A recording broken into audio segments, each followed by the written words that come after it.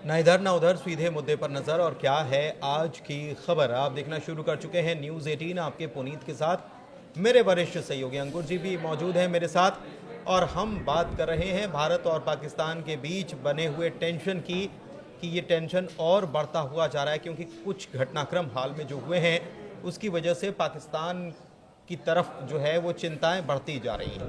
पानी का मसला हो या दूसरी चीज़ें हों, इसके अलावा अगर क्षेत्रीय संतुलन की बात की जाए तो कैसे उसको बनाया जा रहा है, पाकिस्तान के खिलाफ कौन खड़ा हो रहा है, या पाकिस्तान को क्या किसी का सपोर्ट भी मिल रहा है, इन सभी पहलुओं पर हम बात करने वाले हैं। तो सबसे पहले सर मैं आपके पास आ रहा हूं और मैं ये बात कर रहा हूं कि पानी को लेकर जो सिंधु जल समझौता हमने रद्द किया, सस्पेंड किया कुछ दिनों के लिए, इसका असर क्या पाकिस्तान के ऊपर हो रहा है, किस तरीके से हो रहा है, और ताज़ा एक्शन क्या है? देखिए पुनीत, जो सबसे पहली बात है वो सबसे पहली बात ये है कि जो स्टेप्स लिए गए थे उनका असर हो रहा है। क्योंकि कई बार होता है कि हमने स्टेप लिए लेकिन उनका असर नहीं हुआ, पाकिस्तान पे कोई दबाव नहीं आया।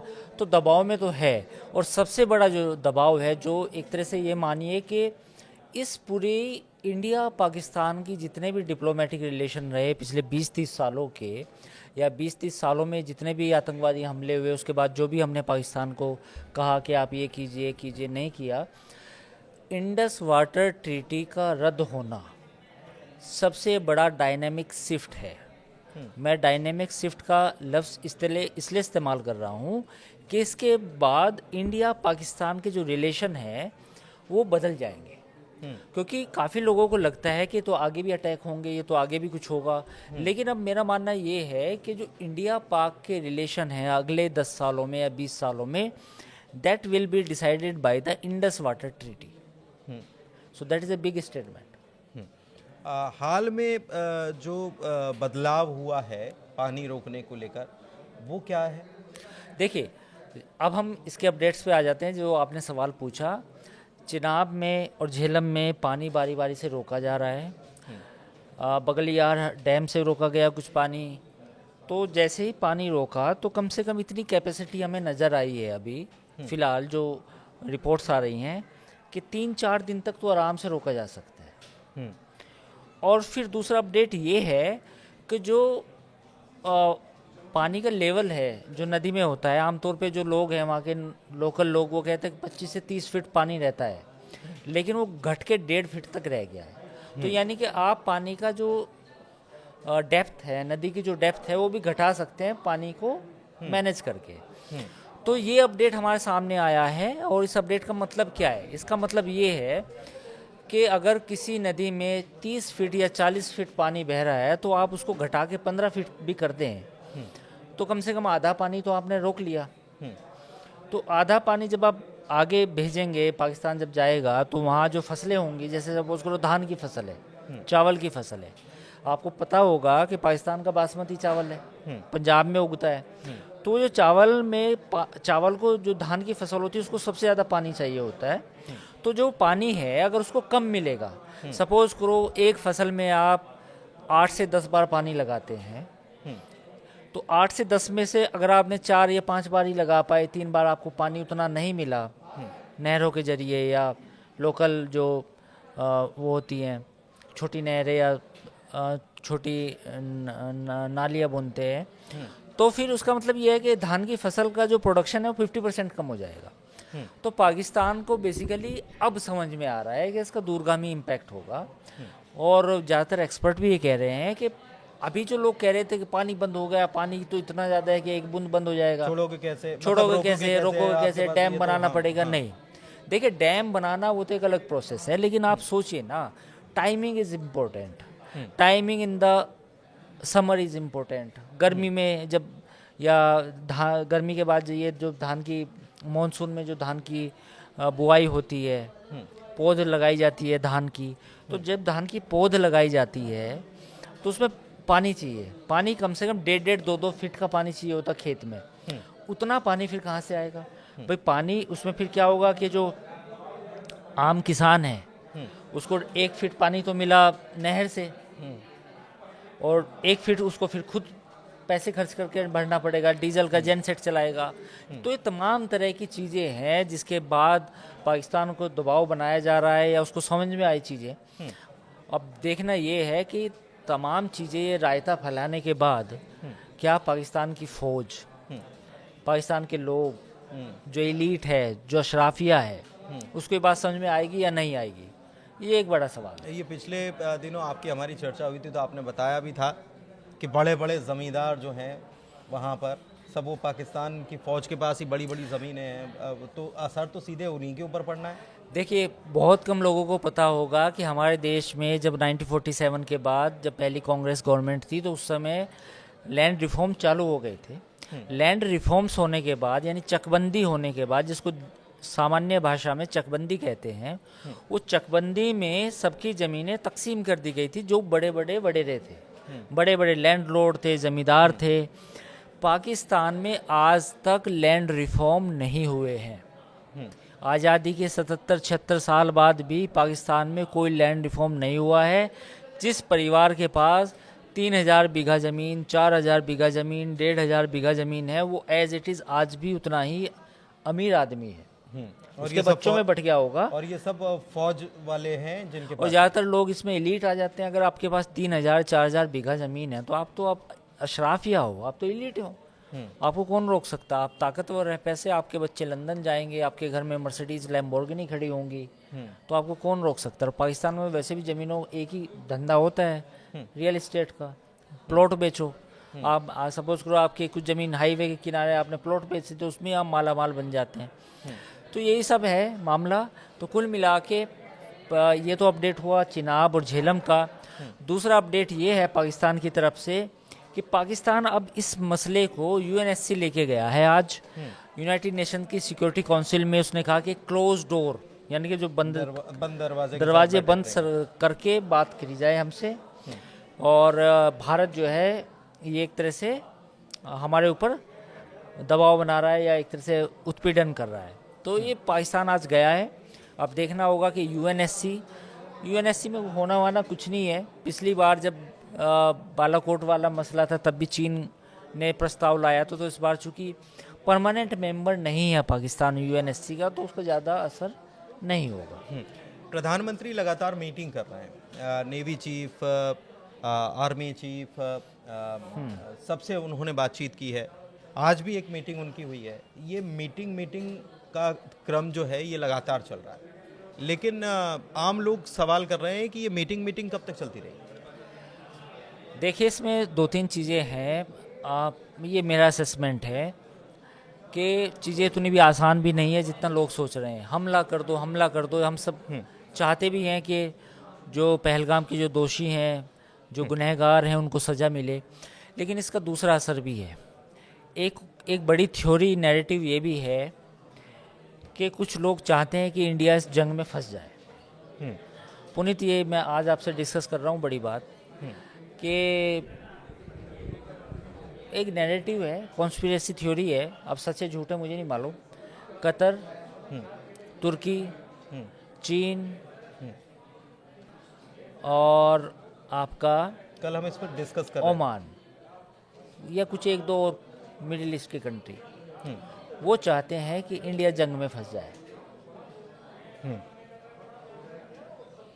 इंडिया जंग में फंस जाए तो फिर इंडिया क्या कर रहा है? अगर इंडिया को भी खबर होगी, जाहिर तौर पर खुफिया एजेंसियां जो हैं वो इनपुट देती हैं, रॉ, आईबी, तमाम तरीके की कॉन्स्पिरेसी भी की जाती है। जाहिर तौर पर रॉ और ये ऐसी एजेंसीज जो हैं, आईएसआई और ये सब नज़र रखते हैं। तो ये क्या भारत इस बात को समझ रहा है अच्छे तरीके से, और फिर ये सीमित कोई कार्रवाई होने वाली है, या फिर हमने ज़मीनी हमला कर दिया था, एयर स्ट्राइक कर दी थी, और ये जल संधि जो है इसको सस्पेंड करके हमने वो भी स्ट्राइक कर दी है? पुनीत, मैं उसी पे आऊँगा कि अगर हम किसी जंग में फंस जाते हैं तो नुकसान जाहिर है हमारा होगा, बिल्कुल पाकिस्तान का भी होगा, लेकिन हमारा ज़्यादा होगा। पाकिस्तान के पास खोने के लिए कुछ नहीं है। पाकिस्तान की जो इकनॉमी है, मईशत है, बिल्कुल बैठी हुई है। 2% का एक जीडीपी अनुमान अब आया है जब आईएमएफ से उसको लगातार ट्रेंच मिल रहे हैं। हमारी जो जीडीपी है वो करीब 6.5 के आसपास है, जो हम 7 तक भी जा सकती है अगर हमने अच्छे और सबसे अच्छा परफॉर्म कर रही है। परफॉर्म किया, पूरी दुनिया में सबसे अच्छी है। तो लेकिन कुछ लोग चाहते हैं कि भारत एक जंग में फंस जाए और उसका वही मामला हो जो यूक्रेन और रशिया का हुआ है। जैसे यूक्रेन इस समय फंसा हुआ महसूस कर रहा है, पिछले 2-3 सालों से यूक्रेन को फंसा दिया गया एक जंग में।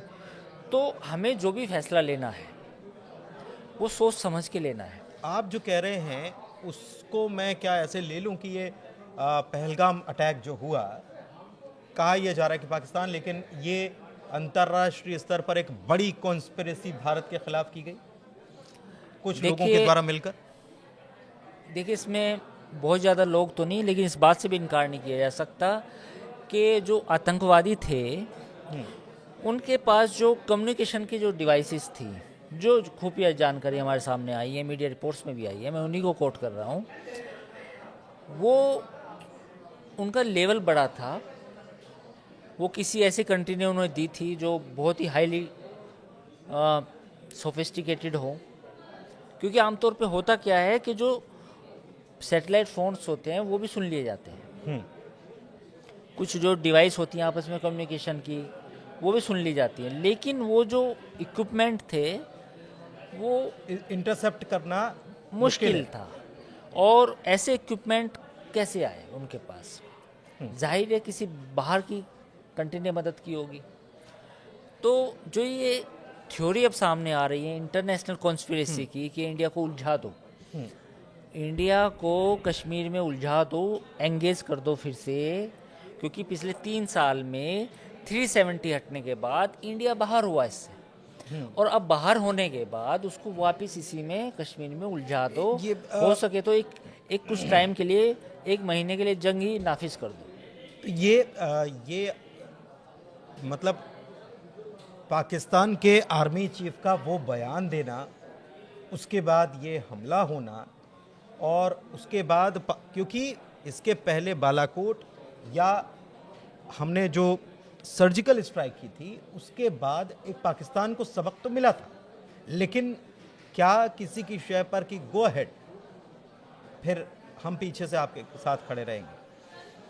वो तो है पुनीत, उससे इनकार कौन कर सकता है कि गो अहेड तो इन्हें मिला है। लेकिन जहाँ तक आपने जनरल मुनीर की बात की, तो जनरल मुनीर का एक अलग मामला है। वो अब मामला क्या है?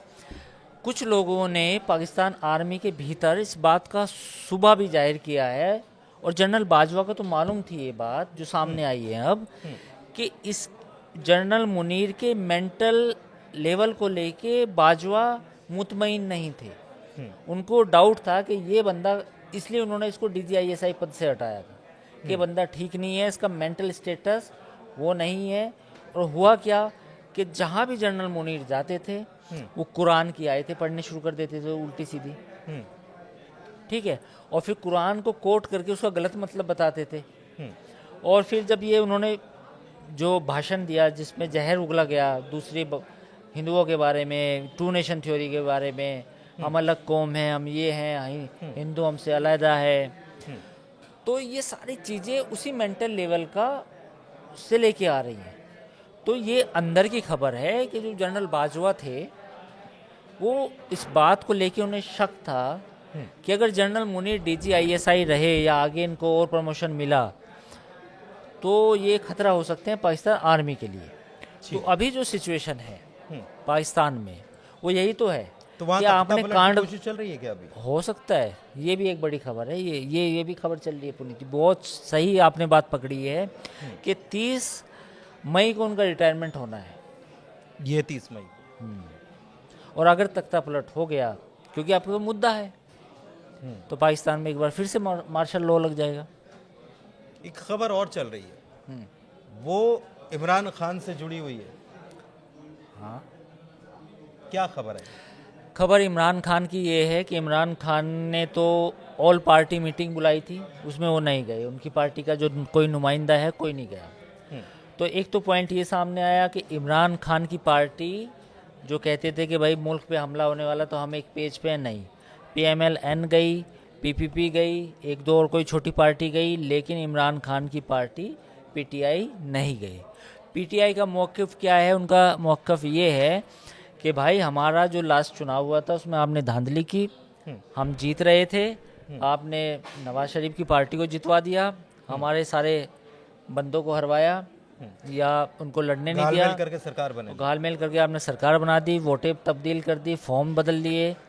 तो अब ये जो है हम ये सरकार को नहीं मानते, नंबर 1। नंबर 2, आपका जो किरदार है यानी कि जो आर्मी का किरदार है उसको पीटीआई तस्लीम करने के लिए तैयार नहीं है, उसको एक्सेप्ट करने के लिए तैयार नहीं है। तो इतनी महत्वपूर्ण बैठक ही कल रात 12 बजे हुई है। आज भी स्पेशल सेशन बुलाया गया है पार्लियामेंट में, उसका पार्लियामेंट का। तो ये भी एक अपडेट है। इसके इतर भी एक खबर आई है इमरान खान से जुड़ी हुई कि जेल में उनके साथ कुछ गलत हुआ है। ये खबरें हैं, हाँ, ये मीडिया रिपोर्ट्स में हैं। अब वो कहना बड़ा मतलब अजीब लगेगा, लेकिन बात यह है कि उनकी कुछ मेडिकल रिपोर्ट्स आई हैं जिनमें उनके पूरे रेक्टम और पूरे लोअर बॉडी के जो हिस्से हैं उनकी जांच की गई है। और उनको कुछ ये शुबा है कि किसी ने उनके साथ कोई गलत हरकत की है, ये मीडिया रिपोर्ट्स में आया है।